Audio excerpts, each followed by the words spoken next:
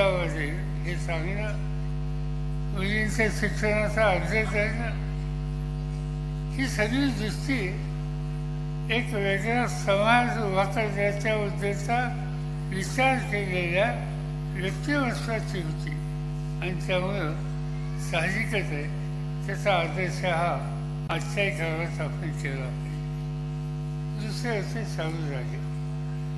शाहूराजे होते गमतीचे ग्रस्त. त्यांना खोटेपणा, ढोंगीपणा हा कधी पटायचा नाही.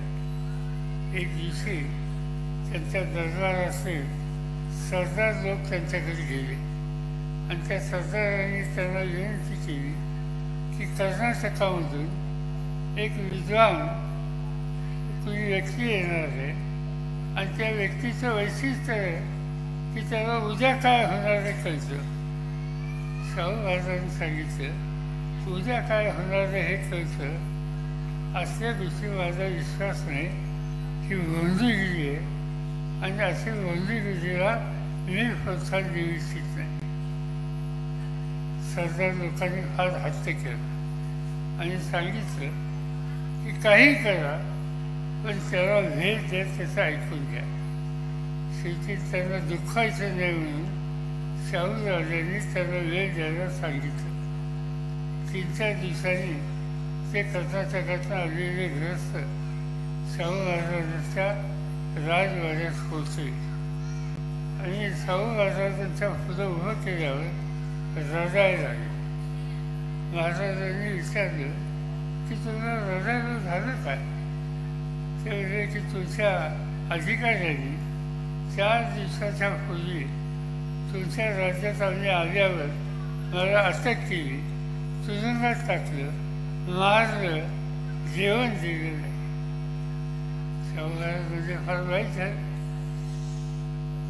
त्याचं काही मी समर्थन करणार नाही, पण तुम्ही उद्या माझं काय घडणार आहे हे भविष्य सांगायला विचारा.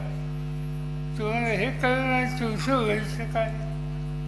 याचा अर्थ आहे की ढोंगीपणा या सगळ्या गोष्टी महत्त्वाच्या नाहीत.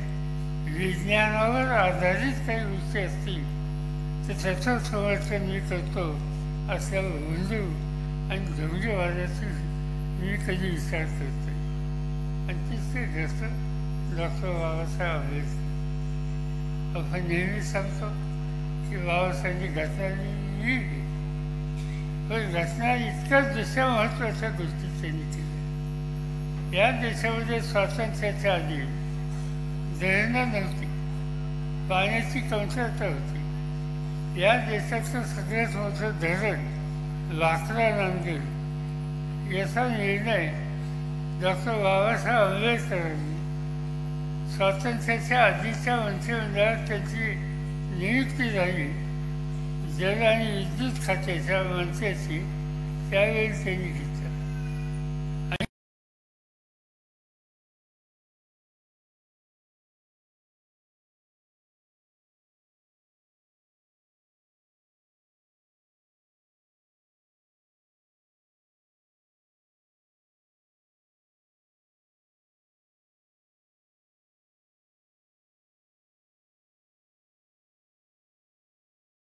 शेती ही सुधारेल याची खबरदारी घेतली. ही सगळी कामं या दृष्टी असलेल्या या लोकांनी केलेली आहे. त्यामुळं आपण ज्यावेळेला आज इथं एकत्र आलो, संघटनेमध्ये काम करण्याची तयारी केली, याचा अर्थ असा आहे की समाजाचा चेहरा, सामान्य माणसाचं जीवन हे आपल्याला बदलायचं आहे. स्त्री आणि पुरुष याच्यामध्ये कुठल्याच प्रकारचा अंतर ठेवायचं नाही. कर्तृत्व दाखवण्याची मागता हा फक्त पुरुषाकडे असतो हे खरं नाही. स्त्रीला संधी मिळाली तर स्त्रीसुद्धा कर्तृत्व दाखवू शकते. हे इंदिरा गांधींच्या हातात देश दिल्याच्या नंतर सगळ्या जगाने पाहिलेलं आहे. या देशाची प्रतिष्ठा त्या भगिनींनी वाचवली आणि त्याचमुळं या कामाला प्रोत्साहन दिलं पाहिजे. मी काही निर्णय घेतले याचा उल्लेख या ठिकाणी केला. मला स्वतःला असं वाटतं की संधी ही द्यायला हवी. मला आठवतं आहे की मी देशाचा संरक्षण मंत्री होतो आणि संरक्षण मंत्री असताना 26 जानेवारीची फरेज होती. त्या फरेजच्या नंतर जगामध्ये मी पाहिलं की अनेक देशामध्ये लष्करामध्ये महिला महत्त्वाचं काम करतात. आपल्या देशाची पद्धत नव्हती.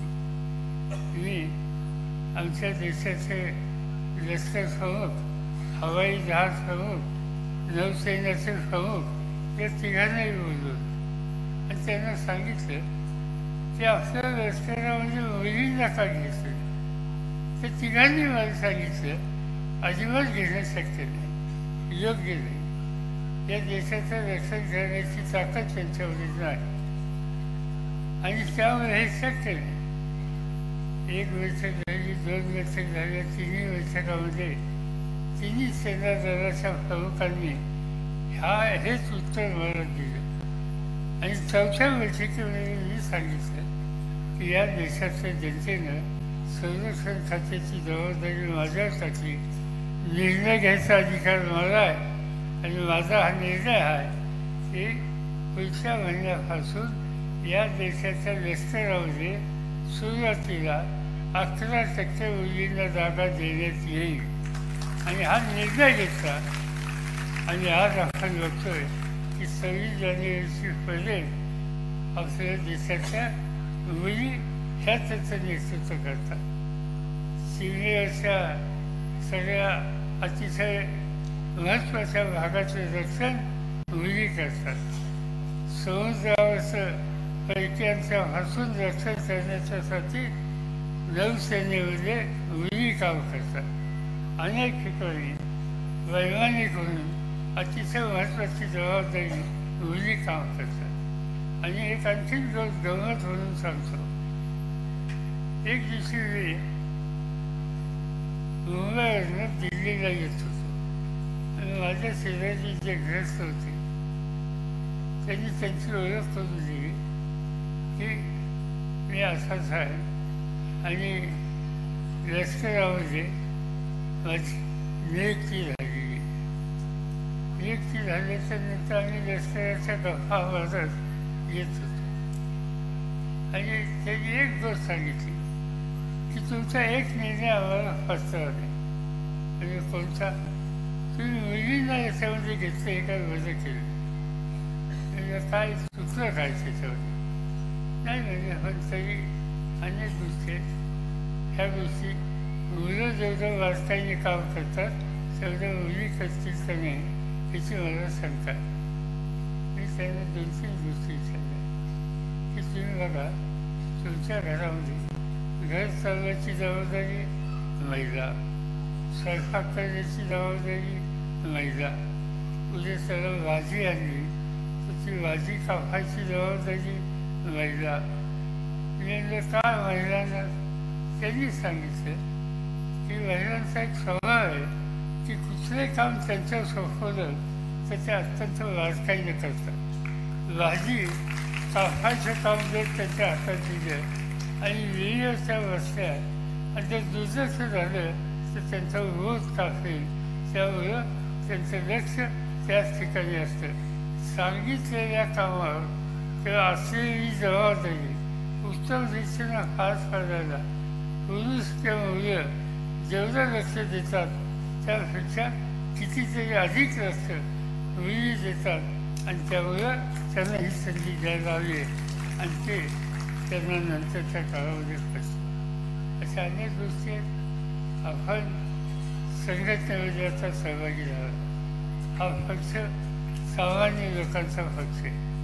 या पक्षावर आघाती खूप होतात पण त्या आघातीची फिकीर ही तुम्ही भागायचं कारण नाही. आपण एकत्र राहू.